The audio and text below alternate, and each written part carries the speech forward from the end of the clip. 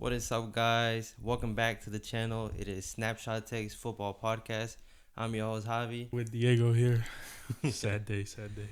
Sad day for Barcelona fans. But let's get right into it and let's talk about the biggest game here, El Clasico. So we're jumping Premier League to La Liga this week just because it's the biggest game this week. And Biggest game in the world. Real Madrid do win this game 2-1 against Barcelona. It was an entertaining game first half. Second half, I feel like Madrid slowed down, became a bit more defensive other than the first few minutes. I think a lot of that came as well from Vinicius being subbed out very early in the second half. Well, not early, but About midpoint. 70th Midpoint minute. into the second half. I feel like once he came out, team dropped. They weren't doing what they were doing at first. Every time Vinny had the ball, you sense fear, especially in Kunde, man. Terrible. Kunde was having a nightmare. And you said that in the last video. I said that in multiple videos. Kunde has been. I don't know. This ain't what we saw last season. But props to Madrid. They did what they were supposed to do. Xavi Alonso clearly has better tactics than what Ancelotti had. Because you could tell they went in with a plan. Every time Pedri had it, Jude was automatically pressing. And at least one more. There was always two players on him. Mbappe opening up the scoreboard. He could have had like 3. I think everybody saw it coming that he was going to score. He Unfortunately, his other, what was it, 2 goals that were, one was blocked. That penalty. volley, bro. That volley. Yeah. That was outside. That was a beauty. Yeah, unfortunately, it got ruled off from outside, which was real. Yeah, it's like real slight. That thing was centimeters. It's crazy how VAR has that technology, because you look at that in a normal game. On a Sunday league game, You let that go. Yeah, that's a goal. Real Madrid do come into this game as favorites, but Barca in this game, keep in mind they had no coach, no starting goalkeeper, captain wasn't there in terms of Rafinha, no striker, and just no intensity warriors in the game. Yeah, you could tell. Like, this the type of game that you need the Gavis, you need the Rafinhas. Casado came in late, and you could tell he was more determined than the guys that were in. Ferran looked terrible. That boy. Ferran was on lock. He should have stayed injured. He kept doing the same move over and over, straight into Militao and Huijsen. Yamal terrible as well. That entire right flank was terrible. Yeah. But when you were talking about Lamine Yamal, and honestly, he's the reason why the tension was high even before the game started. Clearly, it flared the Real game. Madrid It motivated them. It motivated Madrid. As you could see at the end of the game, there was a lot of things going on. Madrid were motivated to win this game to shut him up. Honestly, in my opinion, that's very immature coming from Carvajal. Yeah, especially you're a veteran. You're the captain of Spain. Well, when he wasn't injured, I don't know about now. And you doing that to your young player that you praised so much during that Euro run. Right. Be mature and teach him that's not the way. Carvajal has been iffy, though, because he himself has done the same thing with Barcelona before. So instead of leading by example, you're over there heating things up. He shouldn't have done that. And I think Frankie even came out and said, if Carvajal wanted to speak to Lamine, he could call him, he could text him. You're teammates, you know each other. Like, why do you have to make a scene on the pitch? In all honestly, I like that. Like, you heat the game up. The game's back. I mean, even Chouameni came out and said it. Yeah, he said it motivates him. Yeah. But I like that about the game. Like, okay, we could be friends, but during this game, we're rivals. It heated up. Yeah, Carvajal took it a extra step, but you know, Yamal has had a big head for past year now, and clearly you could tell this season has been terrible. He's not the same Yamal. Not even close. Mbappe opened it up. Could have had a couple. Fermin ties it up, which Fermin didn't have a great game. He looked solid, but wasn't alone. great. Yeah, He looked alone in my opinion. Rashford assist. Rashford's been coming up big this season. Fermin could have had another one, or gave an assist to Ferran or Rashford. Rashford was going all alone, man. He was in, but Rashford was the only attacker Barca had. It's like Fermin got caught up. He didn't know what to do. Out of the 3 options he had, he chose to shoot and gave it straight to Courtois. But Madrid were on attack all game. Yeah. Well, until Vinny came up, and I feel like that's just because they got tired. But they were pressing. the entire game. Madrid did look like they were lost in the second half. Like I said, it's weird because Lamine will have the ball, Frankie will have the ball, and they would jog up to the final third, Right. and nobody would press them, but nobody would make a run. Like there was, Kunde also had that one where he chested it, That's that. like So that pass from Lamine. Yeah, and then that was so tough. Mbappe has a penalty, terrible from Garcia, like that handball. You could tell he tried to stop it. It's But just and that one didn't make no sense to me. you don't think it was a pen? I agree. It's a pin. Yeah. It was just. I guess in the heat of the moment, I don't know why he thought. I don't think he thought it was a good idea. It was just kind of like a reflex. Instinct. Yeah. Yeah. Because it bounces off of Jude's knee, if I'm not mistaken. Yeah. So it's not something you expected to happen. So Yeah, pretty funny. I don't know what was going through his head. Yeah. But what a save from Chesney. What a save. He's reminded me against Messi in the World Cup. What do you think about that first penalty that was called but reversed? Uh, Barely in the second minute. I honestly thought it was offside, but they ran the lines. It was good. But I feel like Yamal anticipated and Vinny made contact with him. Vinny kicked Yamal's heel. If Vinny's foot would have been in front of Yamal's, it's clear pen. But he anticipated him. The Fermin and the penalty, Jude seals it up. Scores the second. Open. Open, Free. terrible. They clearly need to change that line because so many chances they had. Did you see Vinny storming off when he got subbed off? He went straight into the tunnels, but then came back. Just to start some more fight. The fact that he came off mad, I feel like I understand. No, yeah, he was their best player in my opinion. And then to take him off. I feel like it's more that's to it. Like him always being subbed off. Mbappe is getting the starlight. Yeah. Like that triggers him because like he's won 2 Champions Leagues already. He's won the league title. Madrid have done it already with him being the star. And without Mbappe, it's only been 1 season, but they haven't been able to do it. So I feel like that plays a little bit into it. You could tell he was like, me. He was surprised when they took him out. Oh, yeah, no, he had a lot to say. He could have taken out Xavi Alonso, so he tried to take it out on Yamal when he came back. I give credit to Real Madrid. I feel like they definitely exposed all the missing pieces that were needed to be exposed by Real Madrid to Barcelona. And I feel like this is a major wake-up call for Flick in Barcelona. I want to give the flowers to Jude, though, as well, because he gave an assist. Beautiful assist. And then he was pressing, man. I'm surprised he didn't get man of the match. Yeah, he was hungry. In all honesty, he had something to prove. Yeah. Coming from an injury and then trying to fight for that starting spot again. And I knew it was bound to happen that he was going to get that spot back. Scoring back-to-back games. He scored against Juventus, scored this game. Sealed the win for both of them. Like I said earlier, Xavi Alonso played his cards right. He tactically beat Flick. He just needed to make more subs, but quicker. But the team isn't fit. What you think about Araujo coming on? I think he played decently when he came on. I think he played pretty good coming into the game. The 2 center backs, Kouarsi, low key, he got bullied exposed. He got bullied that game. He's been getting exposed. You need a veteran next to him, like we said before. And Araujo is slowly getting better this season. He's iffy. You can have 3 good games and then he'll have 4 bad games. So yeah, no. With Araujo, you can't give him his flowers until the end of the season. But yeah, so that leads Madrid to 27 points. Barca have 22. They went 5 ahead. Mbappe still scoring in every game. Arda Güler looks like a new signing, man. He's been good. Like offensively, he gives him a whole different flow. He didn't do too much. Not today, in the but Classico. He had a couple through balls that were close or offside, but in my opinion, he played solid. He's just not a defensive player, and against a team like Barca, where you're not gonna have the ball much, is difficult. Pedri's red card.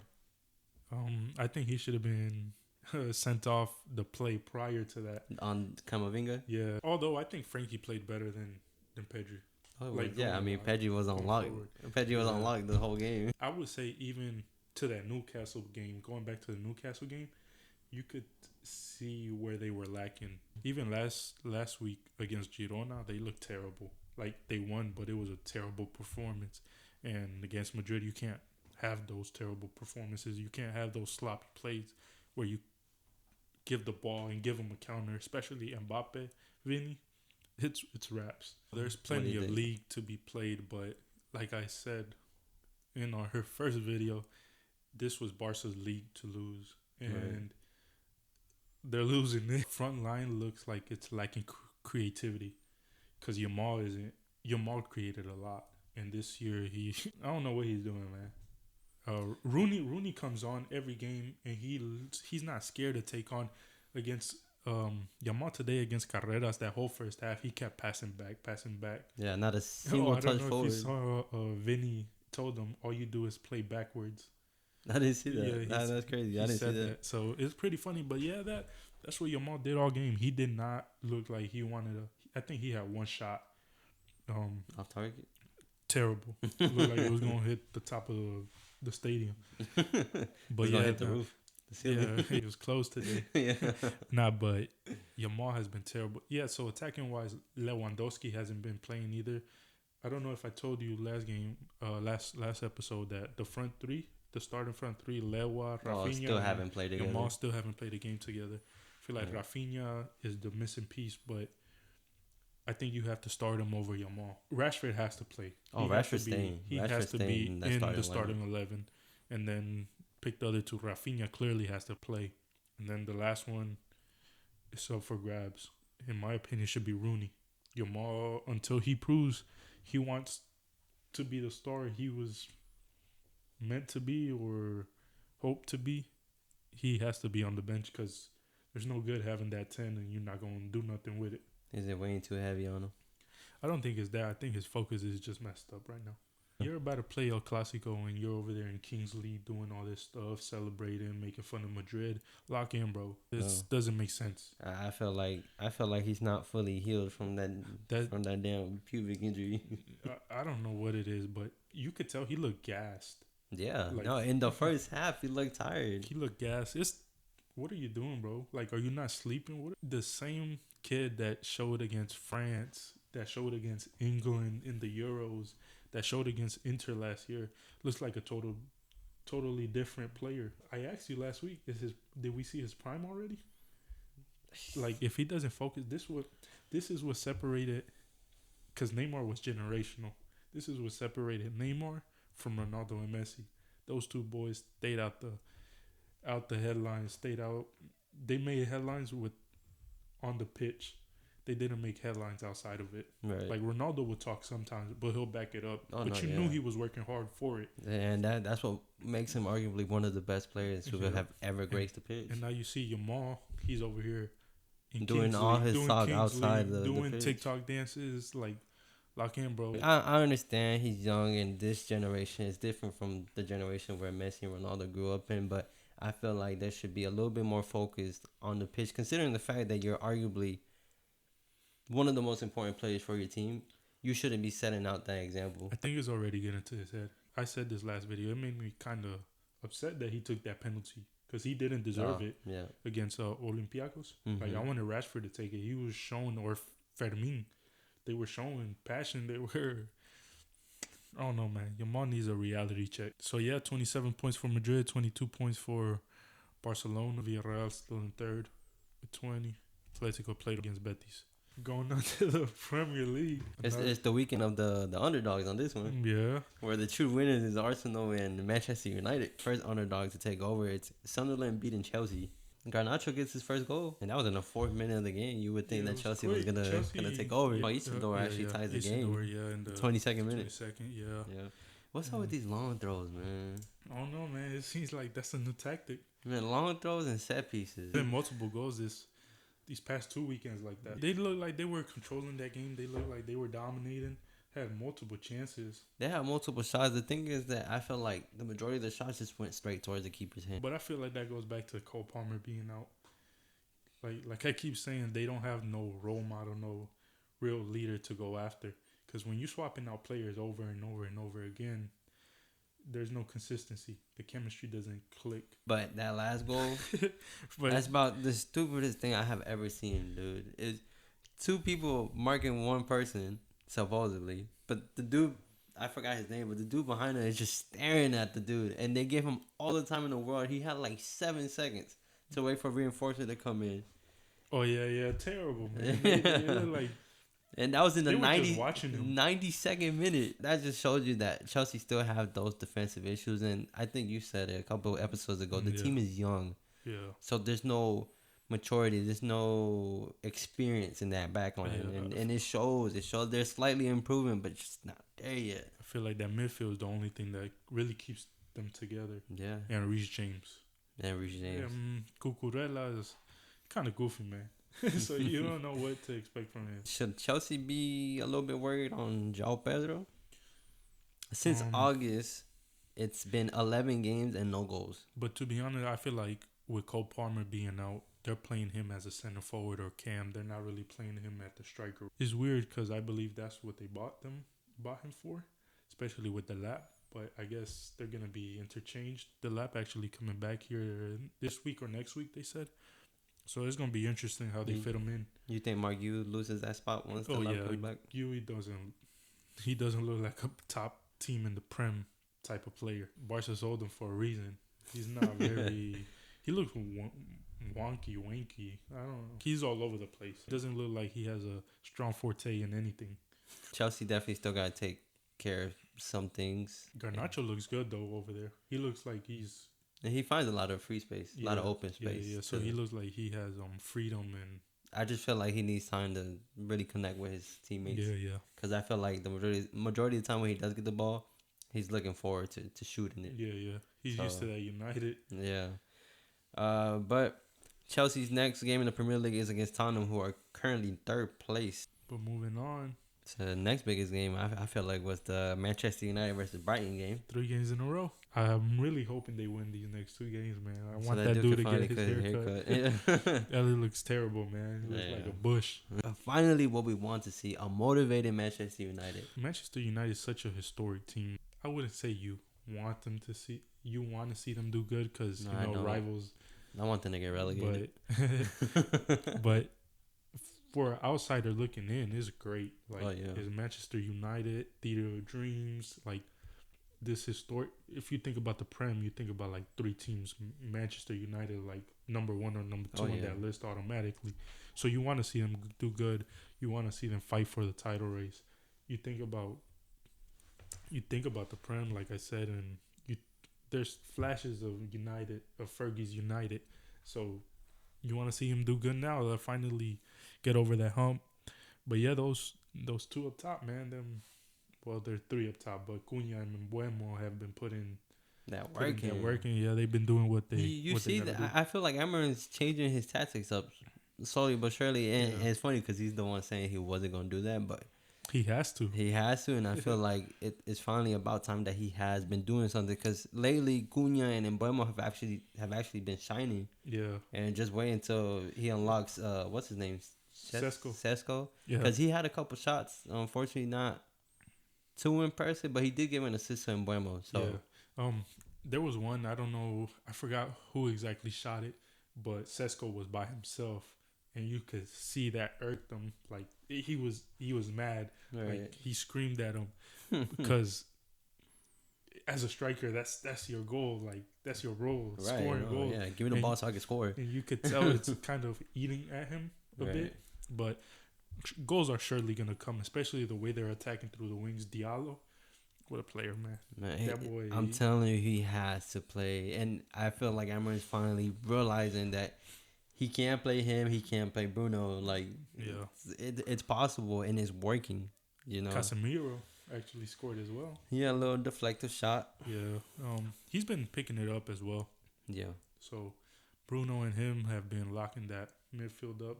Mbeumo masterclass though up top. Yeah, Mbeumo. It's funny, he sealed it up. There was 3-2 at a point. Yeah, oh man, they're coming back.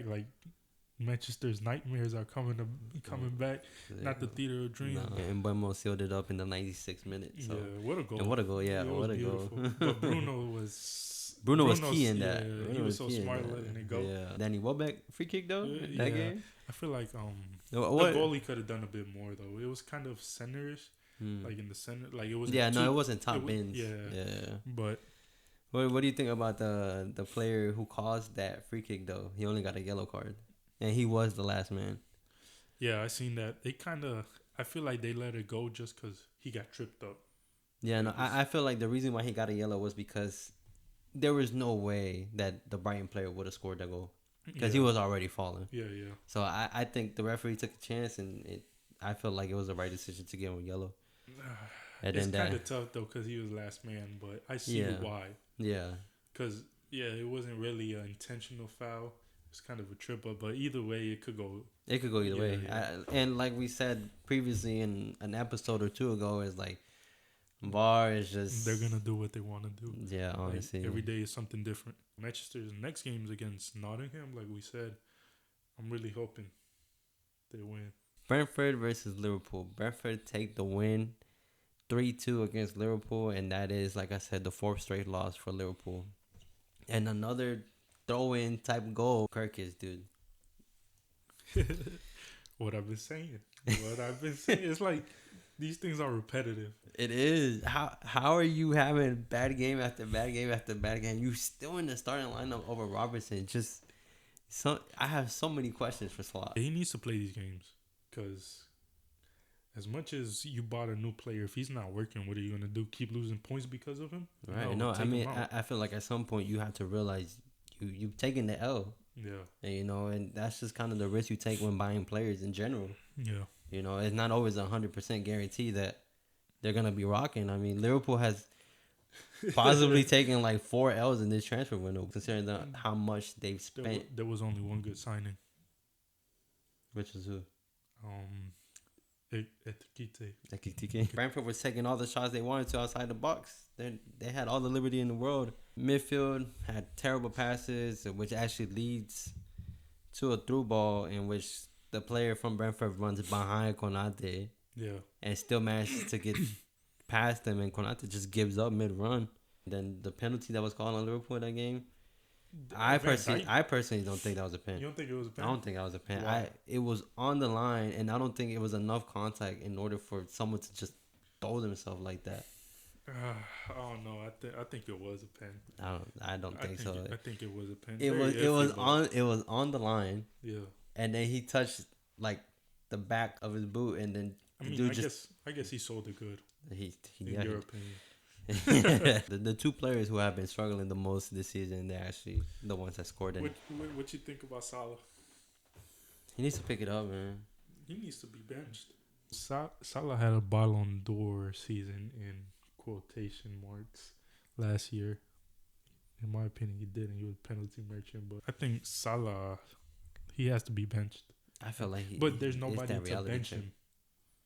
There's nobody to bench him. Well, that's why I feel like you have to change the formation though. That's why I feel like Slot has to make these changes. But how? So if you were Slot right now, how would you line up the team? You have to do a 4-4-2. The wingers aren't working. But with Isak not being 100% fit right now, who would forget you throw about Isak? Leave that man on the bench too.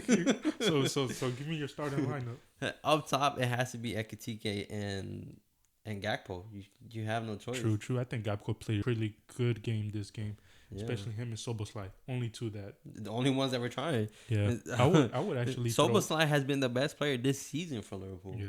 And every game you see it, how the levels above he is above everybody else. Yeah. Nah, I agree with that 4-4-2. But instead of that second striker, I would give that position to Wirtz, and he could roam around. Him not even kind of going playing like a false nine, center forward, whatever. You're the number 10. You're gonna do what you want to do. We said it last video.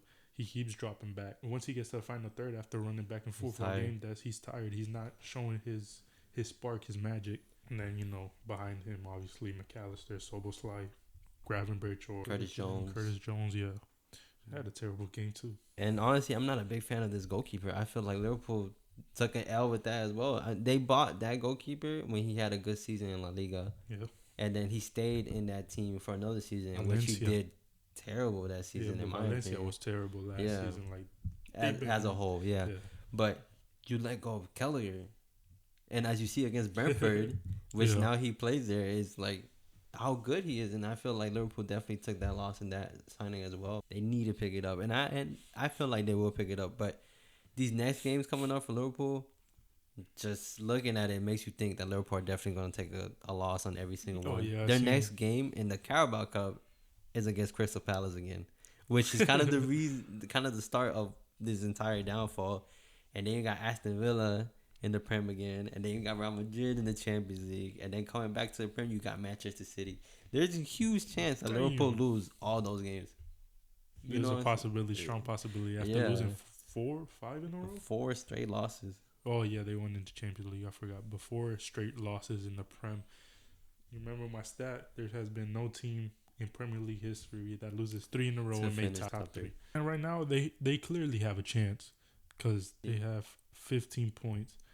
Manchester's in 6th with 16. City's in 5th with 16. Sunderland's in 4th with 17, and so is Tottenham.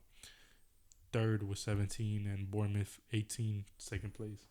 So they have a chance. They just have to pick it up and click. Yeah, and I felt like last season, I felt like a lot of people bashed the Premier League because they were saying how the other teams were all playing terrible that season. I want to know, in your opinion, what's the difference in this season? If you were to put Arsenal in Liverpool's shoes, like kind of like it was last season, what's the difference? Because you got Bournemouth in 2nd, Tottenham in 3rd, and Sunderland in 4th. I don't really think it's that the Prem is bad. It's that City has had a drop off. Because City is the one who was always bad. Yeah, they would always. It seemed like a ritual for City. They always start the first half of the season iffy.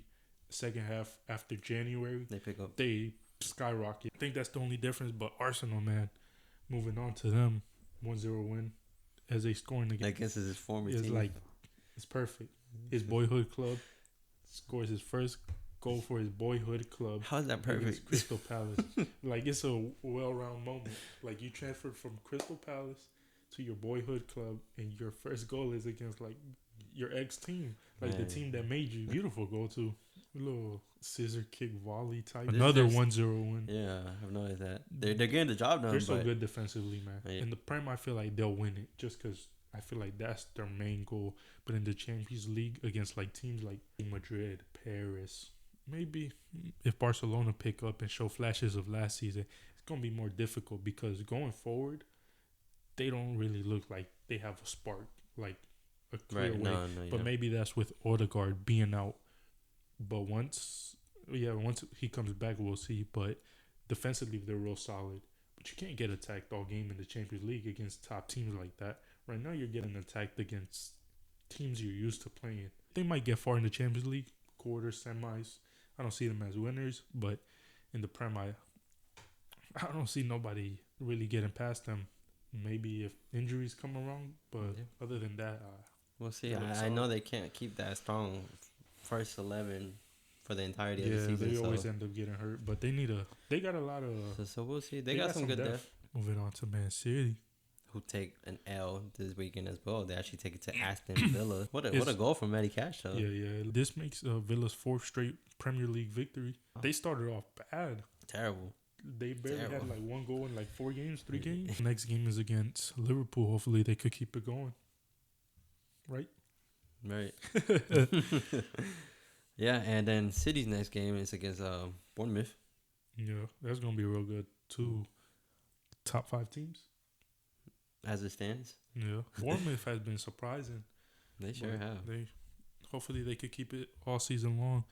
So, yeah, that wraps up the Premier League a little bit. Moving on to the Serie A. Napoli get back in first place. What a game against Inter. Yeah, it was pretty funny. The interaction between... It was like a feisty weekend, man. Oh, yeah. It was everywhere. And Conte. Yeah. And then... They're about to put on the boxing gloves again. Yeah. It's pretty funny. Conte did not like that at all. It seemed like Lautaro was laughing, but it was a sarcastic laugh. Yeah. But, yeah, they win. Napoli wins 3-1.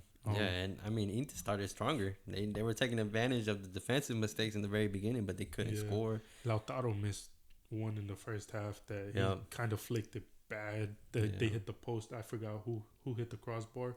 I think Bastoni. I think so. He hit the crossbar. De Bruyne got hurt. Off of a penalty. It's crazy because I think it's the same hamstring he had surgery on. So it's unfortunate. I thought he was doing the celebration. Like what's his name? Was it Shaka? Shaka. Dude, this is like the 3rd injury he's got just playing against Inter itself. I don't know. I didn't have that, but that's interesting. McTominay, man. What a goal. What a goal. And he almost had another one, almost finishing the game. I don't know if you've seen it. So close by the post. I thought Napoli was going to drop off after that, losing De Bruyne, but it clearly didn't affect it. Tomini played great. Yeah, and then penalty called against Napoli in that game for a handball. Çalhanoğlu. Yeah, he scores it.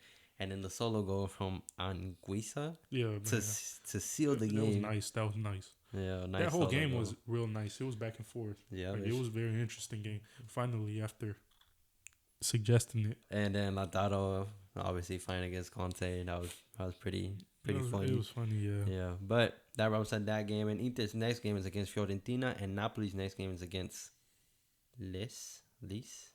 Yeah. Yeah. I'll take your word for it. Napoli in first with 18. Roma, talk a little recap of Roma. Not much in that game. 1-0 Dybala. Yeah. First half, like first 20-ish minutes, I believe. But they're actually tied in second. Well, tied in first, second. 6, 7, 18 points both. Milan drops down to third. Yeah, they tied 2-2. Leao getting on the score sheet again. Inter drops to fourth with 15. So that title race is wide open. It seems like City has like a miniature version of the Premier League. I feel like this season, like everybody's up there. Like there's good games every weekend. Yeah, but we also said that in the first video. That's just how Serie is. It seems like that's the case almost every season. But yeah, that wraps up the video for this weekend. We had little rants about some teams. That pretty much wraps up our top 5 recap on the biggest games this week. I hope you guys enjoyed and thank you guys for the support. And as always, please come back next week to watch. Please make sure you like, comment, and share. And yeah, pretty much it. We'll see you guys on the next week. Later.